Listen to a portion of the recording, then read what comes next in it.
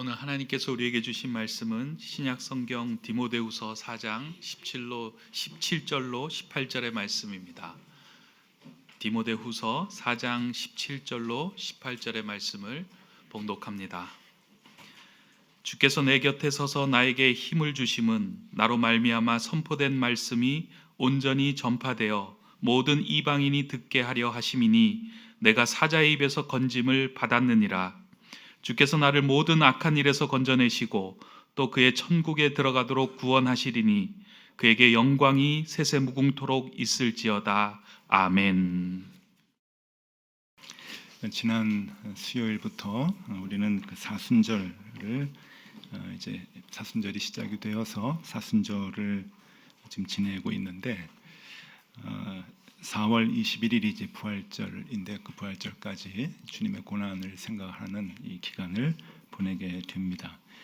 근데 사실 이 사순절에 대해서 우리가 늘 습관적으로 이 사순절을 생각하고 그 보내기는 하지만 그 의미에 대해서 우리가 또 깊게 이렇게 생각해 본 적이 많지 않아서 우리 교회가 이제 시작이 되고 함께 사순절을 같이 맞이하는 그 입장에서 먼저 그 사순절의 의미를 간단하게 좀 생각을 하고 유래를 생각하고 이 사순절 지내는 그 모습들의 그 어떻게 하면 사순절을 잘 지낼 수 있을까 하는 것들을 같이 나눠보도록 하겠습니다.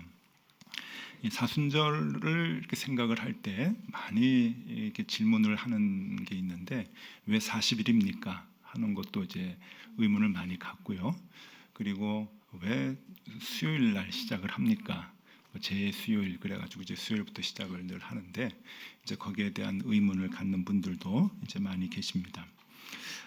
먼저 이 사순절이라고 하는 것은 이제 부활절을 중심으로 그 앞에 이제 40일을 이제 의미하는데 처음엔 그러지 않았는데 이제 그 중간에 주일을 뺐습니다. 주일을 빼가지고 주일을 뺀 40일. 처음에는 이제 6주간 그렇게 이제 그 사순절을 보내게 되었는데 이 기간에 우리 죄를 위해서 십자가에 죽으신 그리고 고난 받으신 주님을 이제 생각을 하면서 구원받은 그리스도인답게 살지 못하는 우리의 잘못된 삶을 참회하는 기간으로 그렇게 이제 교인들이 또 교회가 그 마음을 가지고 사순절을 보내왔습니다. 원래 초대교회부터 이제 주님의 고난 받으신 것을 기념하면서 교인들이 그 절기를 지키기 시작을 했는데 이것이 제도화된 것은 이제 로마 가톨릭 교회 한 4세기 경에 로마 가톨릭 교회에서 제도화해서 이제 6주간 이제 금욕과 금식을 모든 교인들에게 의무적으로 할 수 있도록 그렇게 이제 제정을 하였습니다. 주일은 주일 성수에 이제 금식하는 것이 좋지 않다고 해서 이제 주일은 이제 빼서 이제 주일 결국은 그 6주간이 42일이죠. 42일에서 이제 그 6일이 빠지니까 36일인데 그러면 42일에 모자란다고 해서 나중에 이제 그 6일을 나흘을 더 이제 붙이게 됩니다. 그래서 수요일에 이제 시작을 하게 되죠. 한 7세기 경에 이제 그렇게 이제 바뀌게 됩니다. 40일은 큰 의미는 없습니다. 그러니까 예수님이 십자가 지시기 전에 꼭 40일 전부터 고난을 받으셨다. 이제 그거는 아닌데 유독 우리 교회가 40일에 대한 집착을 좀 갖는 것은 주님께서 광야에서 40일 동안 금식하시고 또 고난 받으신 그것을 생각을 하면서 이 40일에 대한 특별한 의미를 가지고 있는 것 같습니다. 그래서 이 40일 동안에 금식을 하면서 주님의 고난에 동참하고자 하는 그런 마음을 갖게 되었던 것이죠. 이 초기 사순절에는 그 이제 사순절을 지내는 그 모습들을 굉장히 좀 엄격하게 규제를 했던 것 같습니다. 식사를 이제 한 끼만 할 수 있도록 하고 그 한 끼 식사에도 쇠고기하고 이제 그 육류겠죠. 육류와 그리고 달걀 또 우유가 들어간 음식들을 먹지 못하게 하는 그래서 사실 뭐 가장 사람들이 좋아하는 음식 중에 하나인데 그런 것들을 먹지 못하면서 이제 그리스도의 고난에 동참하는 것으로 그렇게 여기다가 이제 부활을 맞이해서 그 기쁨을 함께 갖는 그 기간으로 이제 삼았었습니다. 근데 이게 뭐든지 이제 본질이 좀 빠지게 되면은 좀 변형이 되잖아요. 그래서 6주간 고기를 이제 먹지 못하니까 나중에는 어떤 일들이 벌어지게 되냐면은 고기를 먹지 못하는 6주간의 사순절 들어가기 전에 고기를 엄청 먹게 됩니다. 그래서 아예 나중에 이제 그레고리우스 황제 때는 그 고기를 먹는 기간을 한 주간을 이제 정해가지고 이제 뭐 까르네 발레 그래가지고 이제 그 고기여 안녕 고기와 이렇게 멀어지는 이제 그러한 그 기간, 그러니까 앞으로 고기와 멀어지는 기간이 있으니까 한 주간 동안 고기를 실컷 먹자. 앞으로 금욕해야 되는 그러한 기간이기 때문에 금욕과 관계없는 아주 그 축제 기간을 광란의 기간을 보내는 그러한 그 기간들이 지방마다 나라마다 이제 있게 됩니다. 이제 그것이 오늘날에 이제 카니발이 되는 거죠. 사육제가 돼가지고 고기를 실컷 먹는 그 기간이 이제 되어서 지금도 유럽이나 이제 남미 카톨릭 국가에 보면은 그 세계적으로 유명한 축제가 2월이나 3월에 집중이 되어 있습니다. 이제 그게 이제 연결이 되는 거죠. 예전에 그 사순절 들어가기 전에 실컷 먹고 즐기기 위한 그러한 그 기간들이 이제 나중에 축제화 돼가지고 이제 오늘날까지 이렇게 이어지는 걸 보면은 이게 조금 이율배반적인 그런 그 모습도 있고 모순적인 모습도 이제 있게 됩니다. 본질은 빠져버리고 이제 그것을 지키기 위한 여러 가지 모습들이 모순적으로 이제 나타나게 되는데, 그래서 이제 종교 개혁 후에 종교 개혁을 했던 사람들은 이 사순절에 대해서 많은 생각을 하게 됩니다. 그 중에 이제 그 가장 많은 생각들은 이것이 성경에 근거되지 않은 절기다라고 하는 것에 대해서 부정적인 생각을 갖게 되죠. 예를 들어서 이제 성탄절이나 부활절 그리고 예수님이 십자가 지시기 전에 예루살렘 입성의 한 주간 동안의 고난 주간은 다 성경에 근거된 이제 그러한 그 기간인데 그런 절기인데 사순절은 40일에 꼭 고난을 받으셨나 40일 전에 이건 성경적 근거가 있는 것 아니다라고 하는 그런 생각을 하게 됩니다. 칼빈 같은 경우에는 이렇게 얘기를 하죠. 교회의 모든 형상과 함께 교회 안에 있는 모든 형상들 그런 거와 함께 폐기되어야 한다라고 이제 주장하기도 했고, 루터는 모든 날이 그리스도의 고난을 생각해야 하는 날이므로 특별히 사순절이 필요한 것은 아니다라는 이야기도 이제 말도 이제 하였습니다. 아마 이렇게 모순적인 모습들이 그 당시에 이제 교회 안에 이제 많이 만연되어 있었기 때문에 그런 것들을 보면서 이제 안타까워서 했던 그런 그 말들이 아닌가 생각이 됩니다.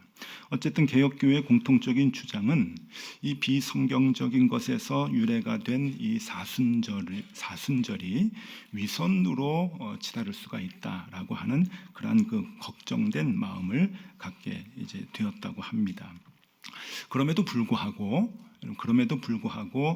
개혁교회가 지금껏 사순절을 계속 수용하고 그것을 지켜오는 이유는 유익성이 있습니다. 이 사순절을 우리가 생각을 하면서 지내면서 구원받은 그리스도인들이 그 그리스도인다운 생활을 하지 못하는 것에 대해서 안타까워하는 마음을 되돌아보고 우리 주님께서 가신 그 길을 같이 동행하고자 하는 그 다짐을 하는 그 기간이 되면은 좋겠다라고 하는 그 유익성을 계속 살려나가는 것이죠. 그래서 위선의 가능성은 자꾸 줄이고 그리고 신앙의 유익성은 살려나가는 그러한 기간이 되어야 한다고 하는 것입니다. 이게 뭐든지 그 본질이 이제 그 빠져버리면은 이제 껍데기만 남고 이제 그것 때문에 다양한 모습들이 생겨나게 되면은 그것은 지켜나가야 할 의미가 없는 것이죠. 예를 들어서 기독교의 사순절 기간이 있다고 한다면 이슬람에서는 라마단 기간이라고 하는 것이 있습니다. 이 라마단이라고 하는 이 말은 이 그 아랍 달력이죠. 아랍 달력, 모슬렘 사람들이 지키는 그 달력의 9월을 의미하는데 더운 달이라고 하는 뜻이랍니다. 더운 달. 그래서 이 9월에 그 가브리엘 천사가 모하메드에게 코란을 주고 코란을 가르쳤다. 이제 그래서 성스러운 달이라고 이제 생각을 하는데 그 성스러운 달이기 때문에 모슬렘 모든 그 이슬람 그 교를 믿는 사람들은 이제 그 달에 자신들도 이제 금식을 하면서 그 코란에 더 집중하고 신앙을 더 돈독히 하고 이제 그러는 이제 달로 삼는 거죠.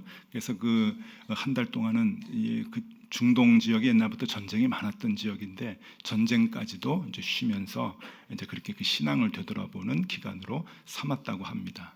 금식의 기간이죠. 라마단이 금식하는 기간인데, 근데 여러분 그 이제 요즘 뭐 다 여행도 자유롭게 하고, 또 저도 재작년에 높은 뜻 정의교회에서 교인들하고 같이 그 성지 순례를 가서 이스라엘과 요르단을 이렇게 다녔는데 기간이 라마단 기간이었습니다. 그러면서 라마단 그 요르단에서 라마단 그 지내는 것들을 그 옆에서 이렇게 보면서 그 모순된 점이 굉장히 이제 많은 거예요. 그래서 이렇게 좀 자료들을 찾아보니까 라마단 기간에 금식하는 기간이거든요. 낮에는 금식을 하는데 밤에는 폭식을 한답니다. 그러니까 이제 해지면은 한 끼 먹고 밤 11시에서 12시 사이에 온 가족이 모여서 제대로 된 만찬을 먹고, 그리고 새벽에 해 뜨기 전에 또 밥을 먹는다고 하는데, 그 새벽에 밥 먹을 때는 악사들이 동네를 다니면서 깨운답니다. 그러니까 그 크리스마스 이브에 찬양을 부르면서 이제 깨우듯이 그렇게 이제 동네에서 사람들을 깨워서 밥 먹으라 그러고. 그러니까 저희도 그 관광버스에 운전하시는 분이 이슬람교 이제 그 분이었는데, 그 팔레스틴 사람이었는데 낮에는 힘을 못 쓰는 거예요. 이제 근데 물어보니까 대체적으로 직장도 11시에서 12시쯤, 낮 11시에서 12시쯤 출근한답니다. 그러니까 잠을 자다가, 그러니까 이제 일상이 잘 이렇게 되지 않는다는 거예요. 제가 뭐 부정적인 것만 봐서 그런지 몰라도. 근데 이제 그 자료들을 찾아보니까 식재료의 판매량이 30% 상승한답니다. 그 기간에. 그러니까 금식하는 기간인데, 이제 금식하면서 이제 신앙을 돈독하게 하는 것보다는 이제 밤에 이제 먹기 위해서 식재료들이 이제 많이 팔리게 되고, 또 이슬람 전체의 그 사람들이 그 기간 동안에 평균 1.5kg 정도의 체중이 는다고 합니다. 그래서 중동 사람들이 대체적으로 당뇨나 고혈압, 비만 이런 것들이 이제 다른 지역보다 이제 많은데, 어떤 그 의료진들은 이것이 라마단하고 관계가 있는 것 같다라고 하는 얘기를 할 정도라고 합니다. 어쨌거나 라마단 얘기할 건 아니라 이제 사순절도 우리가 이 절제를 외형적으로만 하려고 한다고 하면은 위험성이 있습니다. 그 위선을 하게 되는 위험성이 있는 거죠. 그 본질이 무엇인가라고 하는 것을 생각을 하면서 그것을 지켜나가는 것이 굉장히 중요합니다. 저만 해도 어려서부터 교회에서 쭉 자랐기 때문에 그런 교육을 많이 받았습니다. 이 사순절 기간에는 뭐를 하면 안 된다, 뭐를 하면 안 된다. 아마 다 비슷하실 거예요, 저하고. 그래서 많은 것들을 이렇게 끊고 절제해야 되는 이제 그러한 그 마음을 이제 먹게 되는 것이죠. 그렇게 이제 배워왔으니까.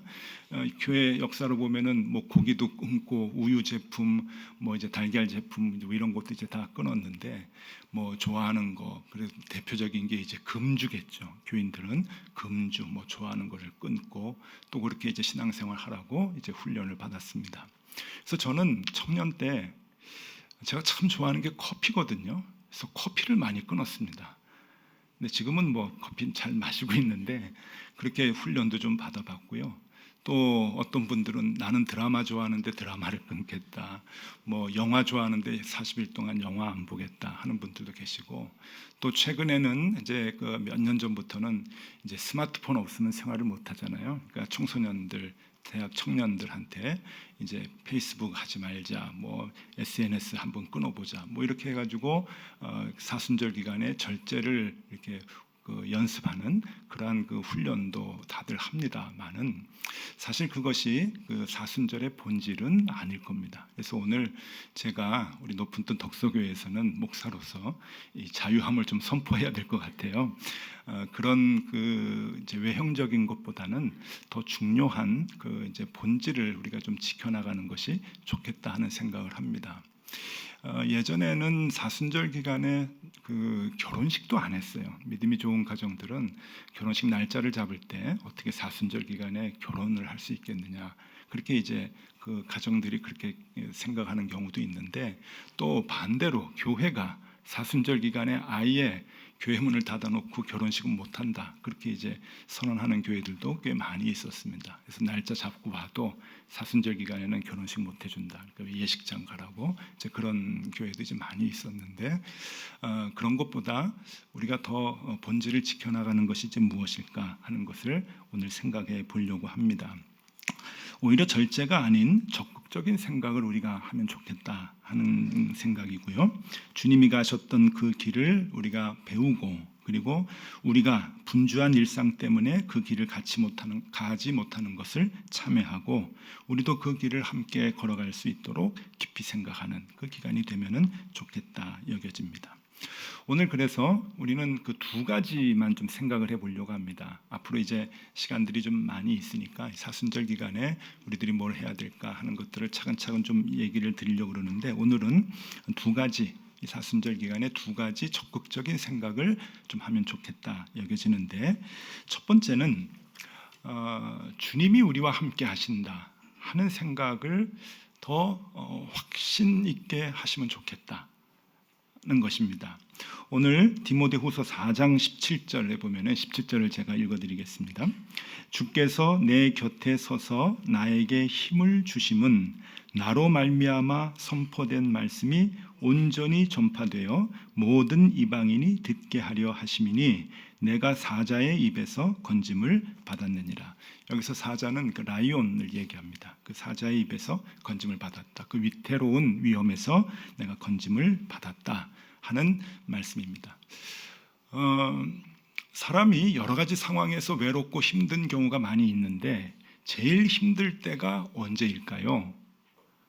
아마 혼자 있을 때일 겁니다. 얘기할 상대가 없고 나를 위로해 줄 상대가 없을 때가 힘들 겁니다. 저도 이제 신학교 다닐 때 동기들, 선배, 후배 중에 그 선교사로 이제 오지에 나간 분들이 꽤 계십니다. 그래서 지금도 가끔 국내에 들어왔을 때 이제 만나서 얘기를 해보면은 제일 힘든 거는 뭐 돈이 없거나 뭐 일을 못하거나 뭐 상황이, 그쪽 나라와 상황이 복음을 전파하기 힘들어서 힘든 게 아니고 외로워서 힘들다고 하더라고요. 얘기할 상대가 없고 또 같이 위로해주고 서로 그 어려움을 나눌 수 있는 그런 그 상대가 없는 것이 제일 힘들다 얘기합니다. 우리도 마찬가지인 것 같아요. 우리가 살아가는 데 있어서 나를 위로해주고 격려해주는 주위에 사람이 없을 때 가장 힘들고 외롭지 않을까 여겨지는데, 그것보다 더 힘든 게 있습니다. 그것보다 더 힘든 건 어떤 상황인가 하면은 내 곁에서 나와 함께 있어 주겠다고 했던 사람이 배반하는 거겠죠. 그래서 외로워지는 것, 그래서 혼자가 되는 것, 아마 그것은 더 견디기 힘들 만큼 어려운 상황일 겁니다. 같이 나를 위로해 주던 그 사람이 나를 배반하는 거예요. 그리고서는 도망가는 거예요. 다른 곳으로 가는 거예요. 그리고 나를 비방하고, 그렇게 그런 상황이 된다고 한다면은 혼자 있었을 때보다 아마 더 힘들고 괴롭지 않을까 여겨집니다. 예수님의 고난은 바로 거기에 있는 것이죠. 예수님께서 같이 그 제자들을 함께 생활을 하다가 제자들이 다 배반하고 도망갑니다. 그리고 끝까지 베드로가 나도 당신 선생님과 함께 하겠습니다, 나만은 배반하지 않겠습니다라고 했다가 결국은 예수님 곁을 떠나가게 되는데, 그 상황, 예수님께서 받으셨던 가장 마음 아프고 괴롭고 외로웠던 그 상황이 바로 그 상황이 아니었을까 이렇게 생각을 해보는데, 지금 바울이 베드로에게 그 상황을 연상하면서 이야기를 합니다. 지금 이 베드로 후서를 쓰게 된 이 그 연대와 그 장소를 살펴보면은, 이 베드로 후서는 사도 바울이 많은 서신을 썼죠. 우리가 알고 있기로 이제 13권의 신약 성경 중에 13권을 쓰게 되었는데, 이 디모데 후서가 가장 마지막에 쓴 이제 서신입니다. 믿음으로 자기가 키운 디모데, 아들 같은 디모데에게 이제 서신을 보내게 되는데, 이 이제 서신을 쓴 기간이 주후 66년 내외, 66년 혹은 67년으로 이제 신학자들이 추정을 하게 되는데, 이때가 언제인가 하면은 그 로마의 그 기독교 대박해가 시작되고 난 뒤입니다. 그러니까 네로가 로마 대화재 뒤에 기독교인들을 잡아다가 신문을 하고 죽이고 할 때 이 바울이 잡혀서 재판을 받게 되고, 그리고 사형 선고를 받게 되고, 그러면서 굉장히 그 힘들었던 로마의 감옥에 갇혀서 이 서신을 기록한 것으로 추정을 하게 되는데, 예수님께서 재판을 받을 때 주변 사람들이 다 도망가고 예수님이 혼자 남았던 그 모습을 바울이 그대로 체험을 하게 됩니다. 그래서 바울도 재판을 받을 때 자기를 도와줄 수 있는 사람이 하나도 없게 되는 거죠. 그럴 때 바울이 이 서신을 디모데에게 쓰게 되는데, 오늘 17절 말씀을 조금 전에 읽어드렸죠. 이 17절 바로 전에 16절 말씀이 이렇게 나옵니다. 16절 말씀을 읽어드릴게요. 내가 처음 변명할 때에 나와 함께한 자가 하나도 없고, 여기서 변명이라고 하는 것은 법정에서의 자기에 대한 이야기입니다. 그러니까 로마 법정에서 바울이 재판을 받을 때 자기를 도와주는 사람이 없다는 거예요. 그걸 얘기하는 거죠. 다 나를 버렸으나 그들에게 허물을 돌리지 않기를 원하노라. 옥중에 있으면서 다 나를 도망하고 배신하고 떠나갔다. 그러나 내가 그들을 원망하지 않고 당신들도 그들을 원망하지 않으면 좋겠다. 누가 도망갔는지 다 알거든요. 원망하지 않았으면 좋겠다라고 디모데에게 이렇게 편지를 쓰고 난 뒤에 16절에 바로 17절을 쓰는 겁니다. 그 17절에 뭐라고 하냐면은 주께서 내 곁에 서서 나에게 힘을 주시면, 다 도망가고 다 떠나가고 나를 배신하고 나를 도와주겠다고 하는 사람들조차 다 도망가서 내가 법정에 섰을 때 나를 도와주는 사람이 아무도 없었지만 주께서 내 곁에 서서 나에게 힘을 주셨다라고 하는 것을 디모데에게 쓰고 있는 겁니다. 그러니까 예수님의 그 고난과 이제 오버랩이 되는 것이죠. 그러면서 이 디모데에게 무엇을 이제 말을 하는가 하면, 주님이 우리 곁에 계신다, 주님이 나와 함께 하신다라고 하는 것을 계속해서 강조하고 있는 것이죠. 우리가 주님의 고난을 생각하면서 우리가 가져야 될 마음, 첫 번째 마음이 무엇이냐? 그것은 주님이 항상 내 곁에 계신다. 왜? 우리에게 힘을 주시기 위해서 내 곁에 계신다. 아무리 힘들고 어렵고 괴롭고 외로워도 우리 주님만큼은 우리 곁에서 나를 도우시고 나에게 힘을 주신다 하는 거예요. 주님은 배반하지 않는 것이죠. 여러분, 친구들이 동행을 할 때 이렇게 동행을 하는 게 한 목표를 가지고 같은 방향으로 가는 게 동행이죠. 이 동행이 뭐 평행선을 긋고 가는 건 아닙니다. 평행이론은 조금 더 다른 말이죠. 이렇게 한 방향으로 같이 가는데, 한 방향으로 같이 가다가 배반이라고 하는 것은 이제 옆으로 가는 거잖아요. 따로 가는 거잖아요. 같은 방향으로 가다 그 방향을 안 가는 것이 배신이고 배반인데, 주님이 우리하고 같이 가시는 거예요. 우리는 우리의 삶을 걸어가지만 주님은 우리를 구원하시기 위해서 고난의 길로 함께 가는 겁니다. 근데 우리가 중간에 배반을 하죠. 근데 주님은 배반하지 않으시고 목표하신 십자가를 지시는 길로 계속 가시는 거예요. 그것은 우리를 사랑하셔서 우리를 구원하시기 위함이죠. 그래서 주님이 계속 그 길을 가시는 것은, 주님은 끝까지 우리 곁에서 우리를 살리기 위해서 당신께서 하셔야 하는 십자가를 지신다라고 하시는 거죠. 지셨다라고 하시는 거죠. 주님은 우리를 배반하지 않으시고 우리는 배반할지라도 주님은 우리를 끝까지 사랑하셔서 십자가를 지셨다라고 하는 겁니다. 그것을 이사야 선지자는 이렇게 정확하게 표현을 합니다. 이사야 53장 6절 말씀인데, 우리는 다 양 같아서 그릇 행하여 각기 제 길로 갔거늘 여호와께서는 우리 모두의 죄악을 그에게 담당시키셨도다. 우리는 다 도망가고 우리는 다 곁길로 갔지만 주님께서는 우리 곁에 계셔서 우리의 죄를 사하시기 위해서, 우리를 구원해 주시기 위해서 끝까지 우리를 붙들고 계셨다라고 하는 의미입니다. 여러분, 좋은 사람이 누구일까요? 물론 이제 각자의 기준에 따라서, 가치관에 따라서 좋은 사람의 그 기준이 좀 다를 수 있습니다만은 대체적으로 그 자리에 그대로 있는 사람이 좋은 사람입니다. 우리가 이제 그 고향에 계시는 부모님, 또 어머님을 늘 생각을 하는 것도 어머님이 좋아서 그런 거죠. 어머님이 왜 좋습니까? 집에 가면 언제나 그 자리에 어머님이 계시기 때문이에요. 그래서 세상에 이리 돌아다니고 저리 돌아다니고 별일을 다 하고 힘들어 하다가도 집에 가면 그 자리에 어머니가 계시기 때문이죠. 탕자가 이 아버지의 품을 떠나서 세상에서 방탕하며 살아가다가 아버지를 생각하고 집으로 갑니다. 아버지가 좋죠. 왜 좋습니까? 그 자리에 계시기 때문에 그래요. 그 자리에서 아들을 기다리기 때문에. 그래서 아버지가 좋은 겁니다. 자, 주님께서 항상 그 자리에 계신다고 합니다. 근데 그 자리는 어딘 줄 아십니까? 오늘 바울이 얘기합니다. 내 곁에 서서, 내 곁에 서서. 주님은 보이시지 않지만 언제나 우리 곁에서 우리를 응원해 주시고 우리와 함께 하신다라고 하는 것이죠. 사순절 기간에 우리가 더 깊이 생각해야 될 것은 내가 뭘 끊고 절제하고 하는 것보다 더 중요한 게 있는 거예요. 그것은 주님이 내 곁에 계시는구나. 배반은 늘 내가 하지만 주님은 언제나 내 곁에 계셔서 나에게 힘이 되어 주시는구나. 나를 살리기 위해서, 일으켜 세우시기 위해서 나를 이끌어 주시는구나.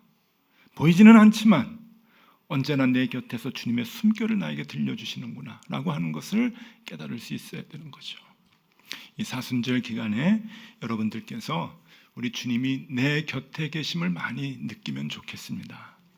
힘들고 어려운 일들이 너무 많지만 나를 배반하고 얘기할 수 있는 사람, 나를 위로해 줄 수 있는 사람이 없어서 힘들고 괴롭지만은 그때도 내 곁에 서서 나에게 힘을 주시는 그 주님을 우리가 바라볼 수 있으면 좋겠고, 이 사순절 기간에 그 주님을 많이 느낄 수 있으면 좋겠습니다. 두 번째로 우리가 이 사순절 기간에 더 적극적인 생각을 하는 것은 부활의 소망입니다. 즉 천국의 소망과도 같은 연결이 되죠. 부활의 소망, 천국의 소망. 18절 디모데후서 4장 18절 읽어드립니다. 주께서 나를 모든 악한 일에서 건져내시고 또 그의 천국에 들어가도록 구원하시리니 그에게 영광이 세세무궁토록 있을지어다. 아멘. 우리가 이 땅의 삶에 너무 분주하다 보니까 모든 생각과 모든 그 삶의 관심이 이 땅에 집중이 되어 있습니다. 그러다 보니까 언제부턴가 천국의 소망, 부활의 소망을 잊고 사는 적이 많이 있습니다. 천국의 소망과 부활의 소망을 잊고 사니까 이 땅에 집착을 하게 되고, 이 땅에 집착을 하니까 경쟁하게 되고, 그리고 용서하지 못하게 되고, 사랑을 잃어버리게 되고, 이게 다 연결이 되는 것이죠. 가장 중요한 것은 우리가 이 땅을 살아가는 데 있어서 극복할 수 없는 문제들이 많은데 가장 극복할 수 없는 게 사실 죽음의 문제잖아요. 근데 부활의 소망과 천국의 소망은 그 죽음의 문제를 이겨내는 거기 때문에 그 부활의 소망과 천국의 소망만 갖고 있으면 이 땅의 모든 문제를 이겨낼 수 있다는 것입니다. 왜냐하면 죽음의 문제가 제일 크고 어려운데, 극복하기 힘든 문제인데 그것을 극복할 수 있으니까 다른 문제는 어렵지 않은 거예요. 다 덮어주고 이해하고 용서하고 그리고 견뎌낼 수 있는 것이죠. 우리 주님께서는 우리에게 이 부활의 소망과 천국의 소망을 주십니다. 우리 주님께서 십자가를 지시고 돌아가셨어요. 그리고 3일 만에 부활하셨어요. 그것은 부활의 첫 열매가 돼서 우리도 부활한다고 하는 것을 보여주시는 거잖아요. 시청각 교육으로 보여주시는 거거든요. 근데 우리가 그 가장 소중한 부활의 소망을 놓치고 살아간다고 한다면 이 땅에서의 삶의 모든 문제들을 풀어낼 수 있는 우리는 힘이 없습니다. 제가 아는 어느 목사님이 이제 식사를 같이 하면서 제게 이제 들려주신 이야기인데 참 마음에 울림이 있어서 그때부터 마음에 좀 두고 있었는데요. 나도 그렇게 좀 살았으면 좋겠다, 이제 그런 마음을 먹었는데 그분이 이제 얘기를 하신 겁니다. 그 이북에서 이제 내려오셔가지고 친척이라고는 없는데 외삼촌이 계셨대요. 외삼촌 외숙모가 이제 그 남한에서 같이 이제 생활을 하셨는데 이 외삼촌이 이제 의사이셨대요. 그래가지고 이제 그 병원에서 이제 그 의료 생활을 쭉 하시다가 92세에 이제 그 임종을 하셨는데 임종을 하실 때 가족들을 다 불렀답니다. 그리고 이제 그 목사님은 뭐 직계 가족은 아니지만 가족같이 그렇게 생각하셔가지고 목사님도 이제 불러서 이제 임종을 지켜보게 되는데 92세에 여러분 임종을 할 때 이제 자녀들이 다 삥 둘러 앉아가지고 자녀들에게 한마디 야곱이 아들들에게 축복했던 것 같이 한마디 다 하고 돌아가신다는 것은 그건 참 쉬운 일이 아니거든요. 자녀들을 다 만나고 얘기하고 죽는 게 그게 어려운 일인데 그 이제 외삼촌이 이제 그러셨다는 거예요. 그래서 다 자녀들, 손주들한테까지 한마디 한마디 참 이렇게 숨이 가쁘고 힘든 상황에서 한마디 한마디 다 얘기하고는 이제 다 한 바퀴를 돌았대요. 그리고 이제 숨이 가쁘니까 이제 아내, 그러니까 외숙모에게 내 머리 좀 무릎에 받치라고 그래가지고 외숙모가 베개를 빼고 당신 무릎에 이제 그 남편의 머리를 이렇게 받쳤는데 조금 쉬었다가 또 숨을 한참 이렇게 쉬다가 또 한 바퀴를 돌려고 하신대요. 또 아들 이렇게 아주 얘기를 하려고 했는데 숨이 너무 차가지고 하면서 얘기를 하려고 하니까 그때 외숙모가 한마디를 했답니다. 무릎에 이제 그 머리를 이렇게 올렸는데 그때 그 남편을 보면서 이제 힘드니까 그만 가세요. 그러셨대요. 그 목사님이 직접 얘기해 주신 거예요.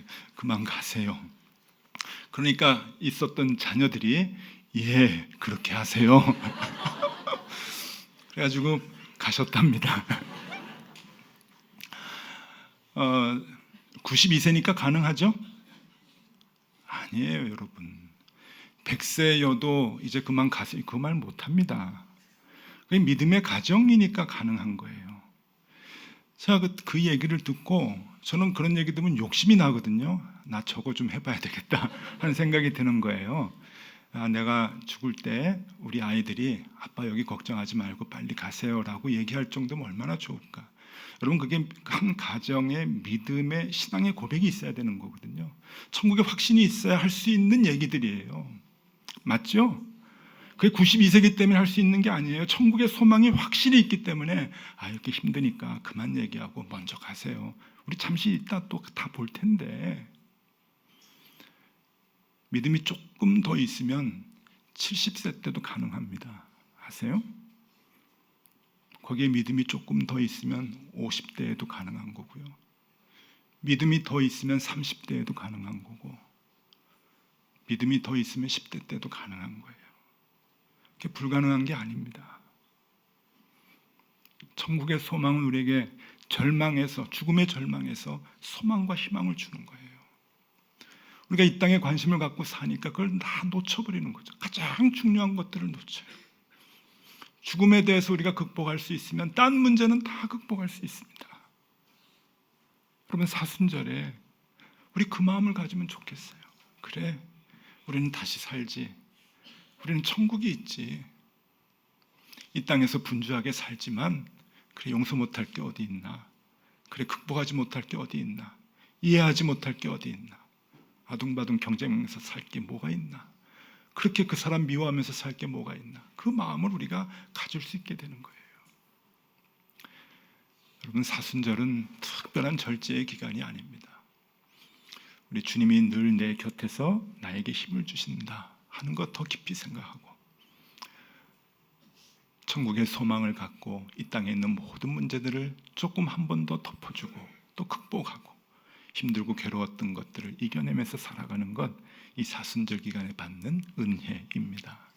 그 마음을 가지고 우리 주님과 함께 동행하는 이번 사순절 기간이 되실 수 있기를 소망합니다. 기도하겠습니다.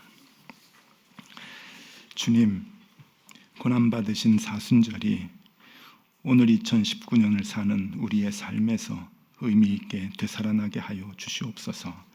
주님이 당하신 그 고난의 이유에 나를 위한 몫이 있음을 알게 하여 주시고 주님께서 주시려는 새 힘과 용기와 소망을 우리로 얻게 하여 주시옵소서.